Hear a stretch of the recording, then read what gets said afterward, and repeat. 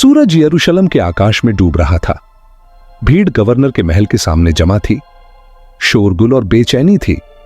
रोमी governor Pontius पिलातुस ऊंचे चबूतरे पर खड़ा था। उसके सामने दो कैदी थे, हुजूर ईसा अलैहिस्सलाम एक मासूम शिक्षक और अल्लाह के नबी, और बाराबास एक बागी और हत्यारा। पिलातुस ने हाथ उठाकर कहा, यह पासओवर का समय है और हमारी परंपरा के अनुसार मैं एक कैदी को रिहा करूंगा। तुम किसे चाहते हो, हजरत ईसा अलैहिस्सलाम को जिन्हें मसीह कहा जाता है, या बाराबास को? भीड़ में फुसफुसाहट होने लगी। फिर आवाजें तेज हो गईं। पुरोहित और कबीले के लोग भीड़ को उकसाने के लिए इधर उधर चलने लगे। बाराबास, बाराबास को छोड़ दो। पिलातुस चौंक गया।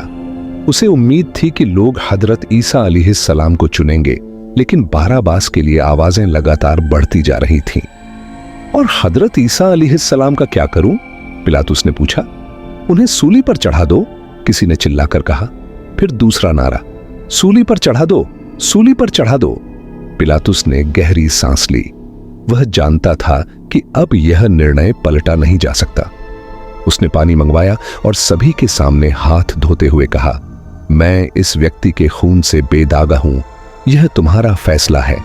बाराबास की जंजीरें खुल गईं। वह हैरान होकर हजरत ईसा अलैहिस्सलाम को देख रहा था। यह कैसे हो सकता है? क्यों एक निर्दोष को मरने के लिए छोड़ दिया गया जबकि एक अपराधी को रिहा कर दिया गया?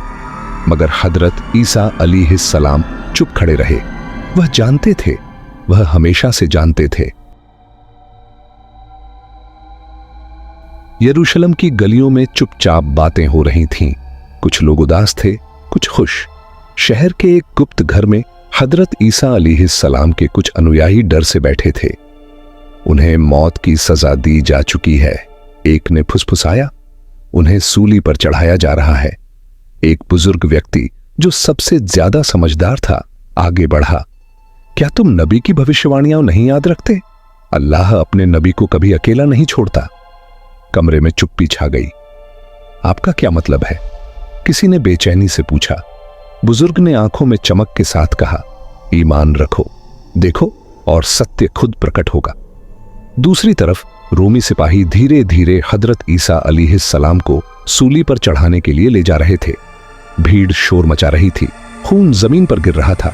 फिर अचानक कुछ बदला। आसमान में अंधेरा छा गया। हवा भारी हो गई, जैसे समय एक पल के लिए रुक गया हो। जब वे पहाड़ी पर पहुंचे, क्या वाकई सूली पर हजरत ईसा अलैहिस्सलाम थे या कोई और? रोमी सिपाही सूली के सामने खड़े थे। उनका काम पूरा हो चुका था। भीड़ भी संतुष्ट होकर बिखरने लगी, लेकिन कुछ लोगों के दिलों में अजीब सा घबराहट थी। फुसफुसाहट होने लगी। क्या वही थे? कुछ चेहरे उलझे हुए थे, कुछ आंखों में डर था। कहीं दूर हजरत ईसा अलैहिस्सलाम के अनुयायी चुपचाप छुपे हुए थे। तभी एक व्यक्ति जल्दी से कमरे में दाखिल हुआ। उसकी सांस फूली हुई थी, आंखों में डर और हैरानी थी। मैंने उन्हें देखा, वह बोला। कमरे में सन्नाटा छा गया। तुमने किसे देखा? किसी ने बेचैनी से पूछा। व्यक्ति ने गहरी सांस ली। हुजूर ईसा अलैहिस्सलाम को, वह जिंदा हैं। सब एक दूसरे की ओर देखा, हैरानी और उम्मीद के मिले जुले एहसास से। दुनिया ने वही देखा जो उनके सामने था। इतिहास वही लिखा गया जो लोगों ने समझा, लेकिन सच्चाई कहीं और थी। अल्लाह का फैसला पहले ही हो चुका था। हजरत ईसा अलैहिस्सलाम गायब हो गए थे। न तो उन्हें मारा गया, न सूली दी गई, बल्कि अल्लाह ने उन्हें अपनी तरफ उठा लिया था